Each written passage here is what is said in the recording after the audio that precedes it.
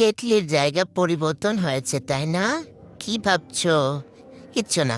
আচ্ছা, যাই হোক, আজকে কি রান্না করবো তোমাদের সাথে শেয়ার করে দিই। আজকে ডাঁটা, কাঁঠালের বিচি, আলু দিয়ে রুই মাছ রান্না করবো। এদিকে পেঁয়াজ রসুন কেটে নিয়েছি। আর এইদিকে দেখো, মাছ ভাজা শুরু হয়ে গেছে। কে রান্না করতেছে বলো তো? অবশ্যই আমি না। আজকে আমার শাশুড়ি রান্না করতেছে। মাঝে মধ্যে একটু পচা পচা করে রান্না করা ভালো। পচা পচা করে রান্না করলে শাশুড়ি নিজ দায়িত্বে এসে রান্না করে, কারণ পচা খাবার কেউ খেতে পারে না।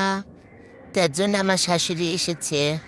যাই হোক, ঠান্ডা লাগলে আমার রান্না ভালো হয় না, কারণ ঠান্ডা লাগলে আমার স্বাদ চেঞ্জ হয়ে যায়, এই জন্য খাবারেরও স্বাদ চেঞ্জ হয়ে যায়।